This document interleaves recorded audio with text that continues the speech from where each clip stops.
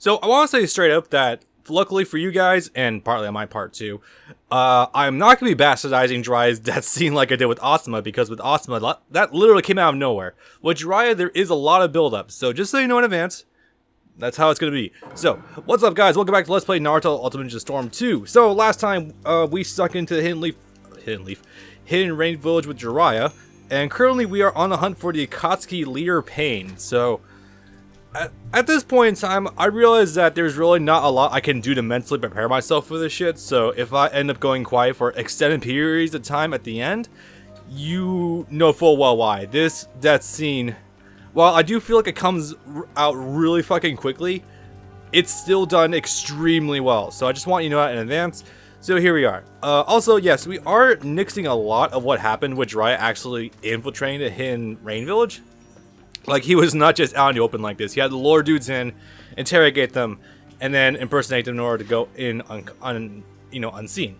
So, with that being said, the game still handles it pretty well. Like, for being a compression of the story, I do think Storm 2 handles this, like, general series of events pretty well. Minus some important details about the war orphans, but that's not here nor there. Also, it's just super interesting actually being in the Hidden Rain Village. Like, this is so markedly different than like the Leaf Village and the Sand Village. Everyone just seems like so quiet, so docile. There's no energy, there's no movement. It's the wait, did I just see that right? This place is slippery when it's wet. Joke's on you, it's always wet. But it's just so interesting. Like, there's a noticeable shift in the atmosphere, and it's not just the music or the visuals. There's a noticeable jump here. Oh yeah, apparently this guy was sent by Snotty or something.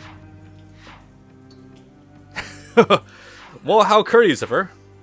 It's funny. So luckily I have gone back and reread the entire section of the story. By the way, apparently I didn't remember this, but the Fated Brothers arc and this arc actually happened concurrently with each other. I completely forgot that. I thought one happened before the other, but no, they actually happened like side by side, and that is really cool.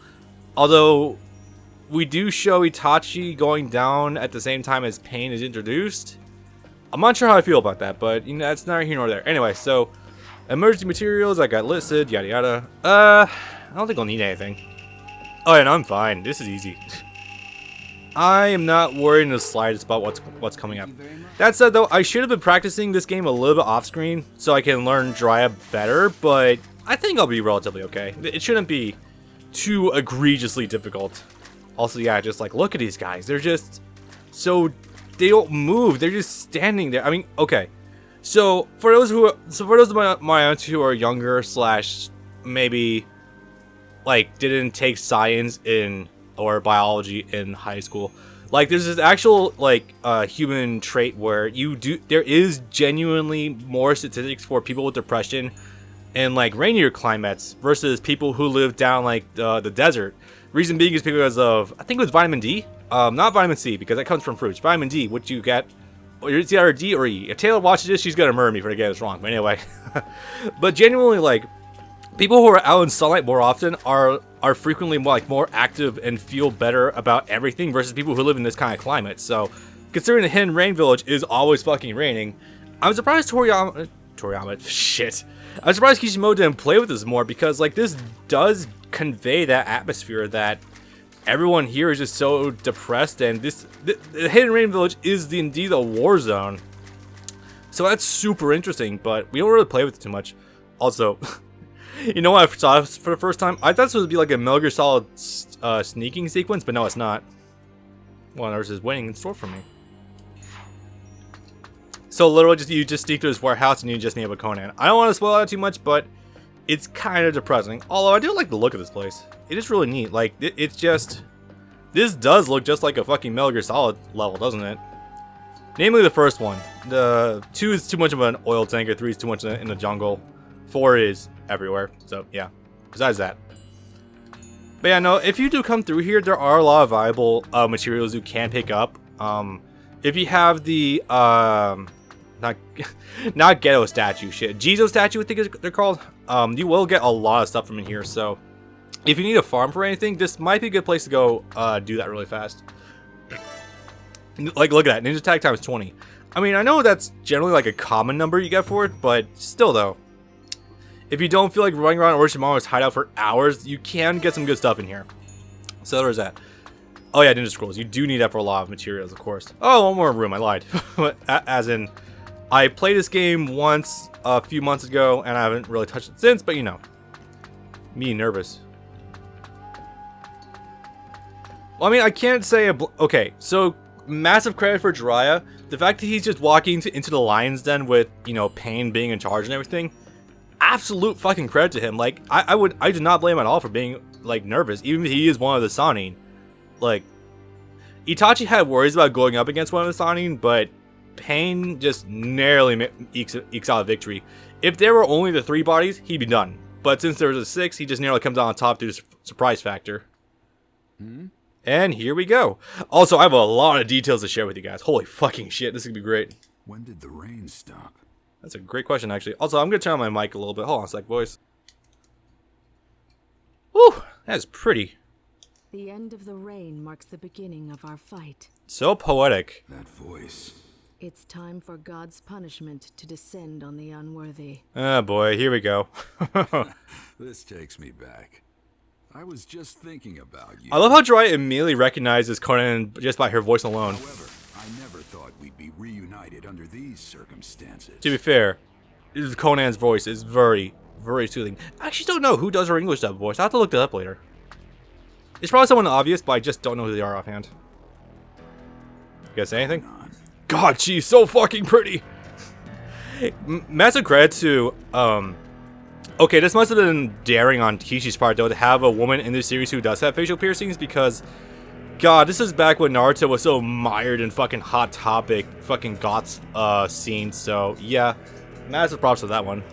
You've really blossomed since I last saw you. God, the fact that Jiraiya was hitting on Konan to come hit him up when she turned 18, when he was leaving, that was just slightly creepy, but also really endearing. What does a villager of the Leaf want here?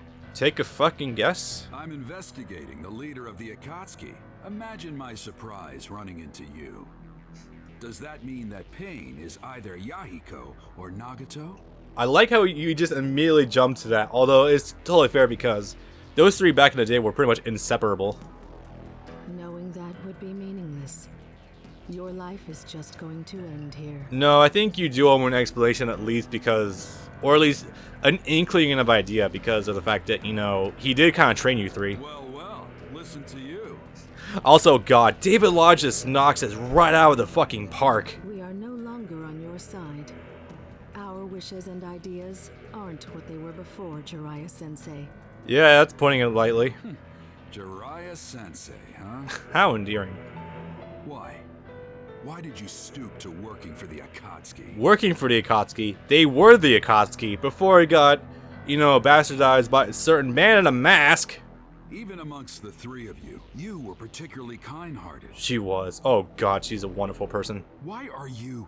You don't know what we were like after that. What happened, what we thought, why we survived. I'll fill you in on the blank details as we go through this, just so you know. In the end, you can't possibly understand us. You're just a remnant of our past. Unfortunately, we do front load this with the whole brooding about, you don't know what we went through, Jiraiya-sensei. Then fill me in. That's all you gotta do. Just tell me what happened. If you oppose the Akatsuki, it doesn't matter who you are. I will destroy you. I'll destroy you in different ways. I mentioned I really like Konan. Without a doubt, I was the master, and you 3 were my students. Yeah, one of those students did kind of have the Rinnegan and may have mastered it to a degree.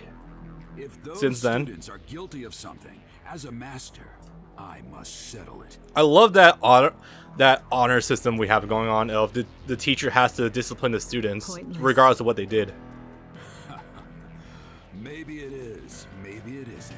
Can't know until I try. That's a very fair point. Also, because Jiraiya did teach Konan back in the day, Konan's abilities are unfortunately not as flexible as Pain's in the long run, obviously. You know, 6 bodies versus, you know, paper. So Jiraiya just immediately disables her completely with toad oil. Just hilarious that went down. Dervish dance. That's a new one.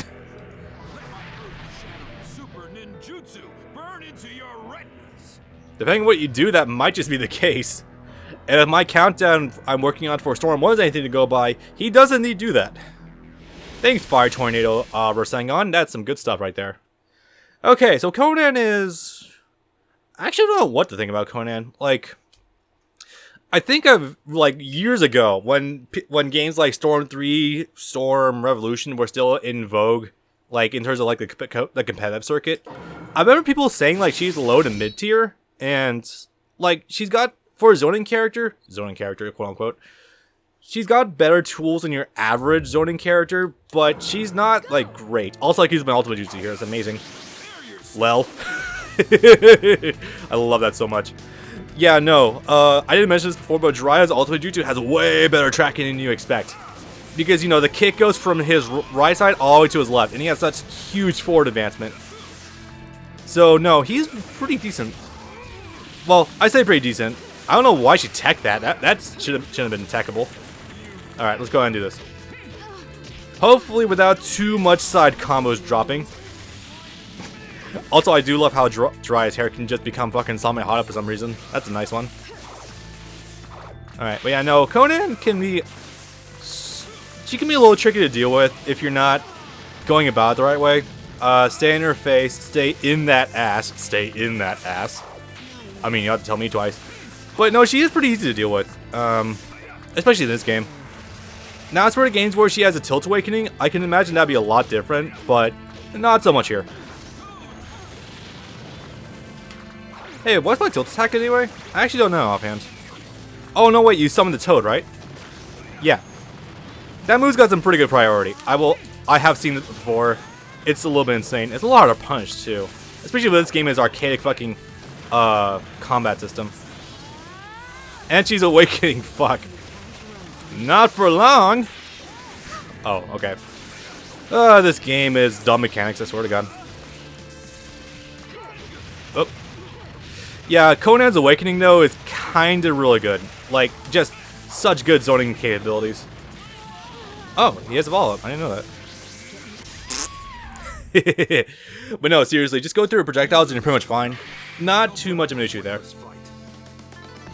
God, yes. Oh yeah, no, this game actually does show a good cool detail we never saw in the anime before. At least, I am 98% certain we do not see it once. Hey rank, eat a dick.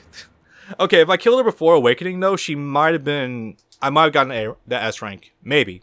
Hard to say, but I'm pretty damn sure it's the case.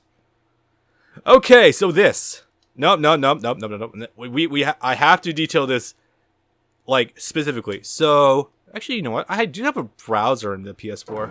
So, you see that? Underneath Konan's jacket. Oh, I can just sit here and see it. Nice. So, here's one I actually didn't know for a long time. So, while we're doing this, I'm actually going to go open the browser for the internet. I'm going to go show you guys something. God. Okay. Well, if I can get this to work, it'd be nice. Alright, so what you see here, can I go full screen? Yes, I can. Okay, nice.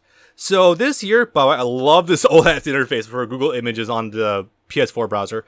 So this right here is actually the original design concept for Konan underneath her Akatsuki cloak. Now, at first, I didn't really believe this because that was just like, is there a citation for this? So for the longest time, I didn't really believe that this is what she looked like underneath the coat. Thank you, Reddit, for not letting me scroll around the page. Yeah, so this is apparently what, if in one of the guidebooks, some scrap art from Kishi somewhere, I don't know where. I have to go dig it up at some point, I guess. Oh, I went back. Okay. And it did now. Okay. Oh, too far. There we go. But no, yeah, no, apparently this is what she actually looks like underneath the cloak. First of all, I just want to say, god damn oof, just holy crap, yes please. If I can fucking click it, that'd be nice. Okay, yeah. This is, you know, credit to the person on DeviantArt who made this. 2009, fuck me.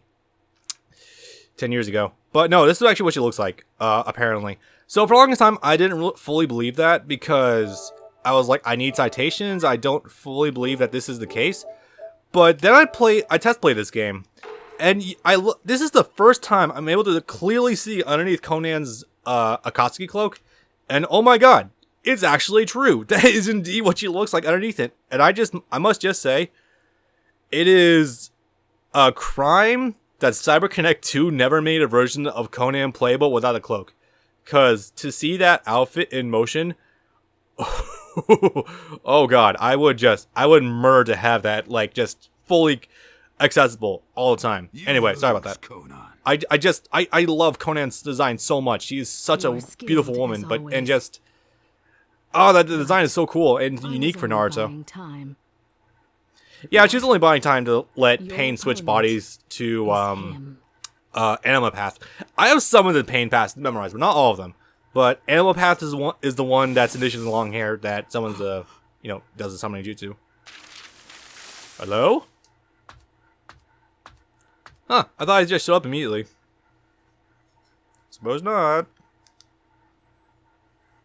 So, I finally meet him then. As if that was...